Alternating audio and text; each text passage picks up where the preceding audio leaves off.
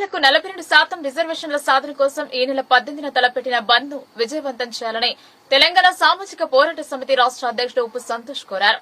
బంద్ కు అన్ని వ్యాపార వాణిజ్య విద్యా సంస్థల వారు సంపూర్ణ మద్దతు ఇవ్వాలన్నారు. నవీపేట్ మండల కేంద్రంలోని ఒక ప్రైవేట్ ఫంక్షన్ హాల్లో బీసీ నాయకులు విలేకరుల సమావేశం నిర్వహించారు. ఈ సందర్భంగా తెలంగాణ సామాజిక పోరాట సమితి రాష్ట్ర అధ్యక్షుడు ఉప్పు సంతోష్, సిపిఐ జిల్లా కార్యదర్శి సుధాకర్, నాయకులు తెడ్డు పోషెట్టిలు మాట్లాడుతూ బీసీ రిజర్వేషన్ కొరకు అన్ని రాజకీయ పార్టీలు కుట్రలు చేసి బీసీలకు అన్యాయం చేస్తున్నారని మండిపడ్డారు. బీసీ రిజర్వేషన్ కొరకు అన్ని కులాల సంఘాలు మద్దతు తెలుపుతున్నాయని తెలిపారు. రాష్ట్రంలో 54.5% బీసీ జనాభాకు 42% రిజర్వేషన్లు రాజ్యాంగబద్దంగా కల్పించాలని డిమాండ్ చేశారు. బీసీలకు జరిగిన అన్యాయానికి నిరసనగా ఈ నెల 18న శనివారం రాష్ట్ర బంద్ కు పిలుపునివ్వడం జరిగిందన్నారు. అందులో భాగంగా నవీపేట్ మండలానికి చెందిన అన్ని వర్గాల వారు బంద్ కు సహకరించాలని కోరారు. అన్ని వ్యాపార సంస్థలు, విద్యా సంస్థలు సహకరించాలని విజ్ఞప్తి చేశారు. ప్రతి ఒక్కరూ స్వచ్ఛందంగా బంద్ లో పాల్గొనాలని కోరారు. ఖచ్చితంగా రాష్ట్ర ప్రభుత్వంపై ఒత్తిడి తీసుకొచ్చి 42% రిజర్వేషన్లు సాధించుకుంటామని తెలిపారు. ఈ కార్యక్రమంలో నవీపేట్, రేంజల్ మండలాల బీసీ, ఎస్సీ నాయకులు పాల్గొన్నారు.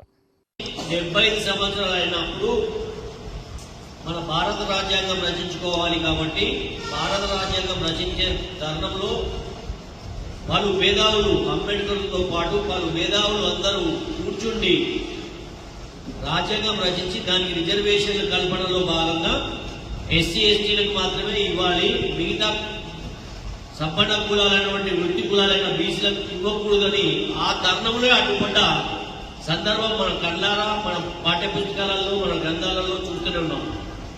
అది ఈ రోజు కూడా ఆ రోజు అంబేద్కర్ గారు చెప్పిన 10 సంవత్సరాల్లో రాజ్యాంగాన్ని మళ్లీ రిజర్వేషన్ మార్చుకోమని క్లుప్తంగా తెలియజేసిన సందర్భాన్ని ఈ రోజు తొక్కిపెట్టి బీసీలకు అడుగడుగున అన్యాయం చేస్తున్న ఈ ప్రభుత్వాలకు వ్యతిరేకంగా నేడు జనాభాలో ఈ నెల 18వ తారీఖు నాడు రాష్ట్ర వ్యాప్తంగా కూడా బీసీ సంఘాలన్నీ ఐక్యమై బంద్కు పిలుపుకోవడం జరిగింది.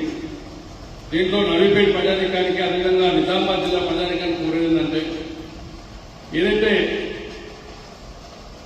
ఈ తెలంగాణ రాష్ట్రంలో కాంగ్రెస్ పార్టీ అధికారులకు రాకముందు ఇచ్చినటువంటి బీసీ డిక్లరేషన్ కు కట్టుబడి ఉండాలని, అదేవిధంగా ఈ రాష్ట్రంలో ఉన్నటువంటి బీసీ, అదేవిధంగా ఎస్సీ, ఎస్టీ, మైనార్టీ లోకమంతా ఏకం కావాలని సందర్భంగా కోరుకుంటా ఉన్నాం.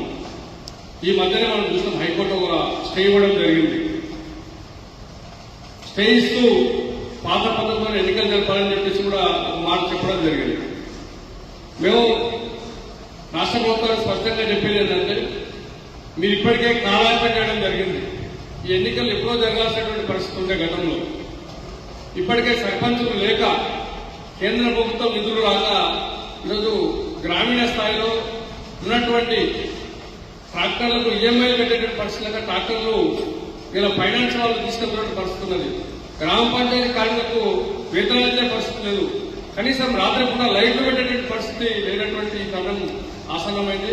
ఇప్పటికైనా ఎన్నికలకు సిద్ధం కావాల్సినటువంటి బాధ్యత కాంగ్రెస్ పార్టీ పైన ఉందని చెప్పేసి తెలియపరుస్తా ఉంది.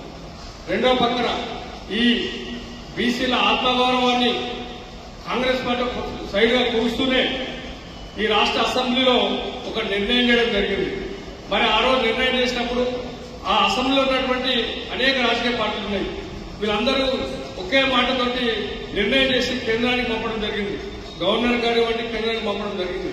మరి కేంద్ర ప్రభుత్వంలో ఉన్నటువంటి బీజేపీ అలా దోబూతులాట ఆడడం వల్ల జరగాల్సినటువంటి ఎన్నికలు వాయిదా పడుతూ వస్తున్నాయి. కాబట్టి ఇప్పటికైనా కానీ బీజేపీ ఈ తెలంగాణ ప్రాంతంలో ఉన్నటువంటి పరిస్థితిని గమనించి ఇలా కర్ణాటక, తమిళనాడులో ఏ విధంగా రిజర్వేషన్ ప్రక్రియ చేస్తారో ఆ విధంగా బీసీలకు 42% అమలు చేయాలని చెప్పేసి మరోసారి బీజేపీని డిమాండ్ చేస్తా ఉన్నాం. ఏదేమైనా ఈ రాష్ట్రంలో ఉన్నటువంటి ఒక బీసీ ఉద్యమం జరగబోతా ఉన్నది. ఇది ఒక తెలంగాణ ఉద్యమం లాగా ఒక స్ఫూర్తినిచ్చే ఉద్యమం జరుగుతూ ఉన్నది. కాబట్టి ఈ ఉద్యమంలో ఈ రాష్ట్రంలో ఉన్నటువంటి బీసీలు, అదేవిధంగా ఎస్సీ, ఎస్టీ, మైనార్టీలంతా కూడా ఏకం కావాల్సినటువంటి ఆసనం పరిస్థితి ఉన్నది. అదే దాంట్లో భాగంగా ఈ నెల 18వ తారీఖు నాడు రాష్ట్ర వ్యాప్తంగా ఇచ్చినటువంటి బంద్ పిలుపులో సబ్బండ వర్గాలు అందరూ పాల్గొని జయప్రదం చేయాల్సిందిగా మరోసారి భారత కమ్యూనిస్ట్ పార్టీ సిపిఐగా కోరుతా ఉన్నాం. వర్గాలందరినీ కూడా ఇప్పటికే అడుగుతున్నటువంటి పరిస్థితుల్లో మరి ఆ రోజు అంతులేని హామీలు ఇచ్చినటువంటి కాంగ్రెస్ ప్రభుత్వం మరి ఎన్నికలకు పోతున్నటువంటి సందర్భంలో మరి ఆ రోజు రాహుల్ గాంధీ గారి నాయకత్వంలో ప్రకటించినటువంటి సందర్భంలో మరి ఏం జరిగిందనేది కూడా రాష్ట్ర వ్యాప్తంగా అనేక ఉద్యమాలు జరిగినాయి ఈ 2 సంవత్సరాల కాలంలో. మరి దాన్ని దృష్టిలో పెట్టుకుని మన కేబినెట్ లో నిర్ణయం చేసిన తర్వాత మరి ఏమైంది ఏ కథ అనేది మీరు అందరూ చూసినటువంటి పరిస్థితుల్లో మరి దానికి సంబంధించి కోర్టులో మరి స్థానిక ఎన్నికలకు పోతున్నటువంటి పరిస్థితుల్లో ఫెయిల్ అయిపోయినటువంటి పరిస్థితుల్లో మరి దాన్ని దృష్టిలో పెట్టుకుని ఇవాళ ఏదైతే రాష్ట్రంలో ఉన్నటువంటి బీసీ సంఘాలతో పాటు ఎస్సీ ఎస్టీ బీసీ మైనార్టీ సంఘాలన్నీ కూడా ఈ రాష్ట్ర ప్రభుత్వాన్ని స్తంభింపజేయడం వరకు మరి ఈ రాష్ట్రంలో ఉన్నటువంటి ఏదైతే ఎన్నికల ముందు ఒకటి ఎన్నికలకు లేకముందు ఒకటి చెప్పినటువంటి మాటల్ని బంద్ చేయాలని చెప్తూ మరి ఖచ్చితంగా మా వాట కావాలి, మేమందరం కూడా ఇంకా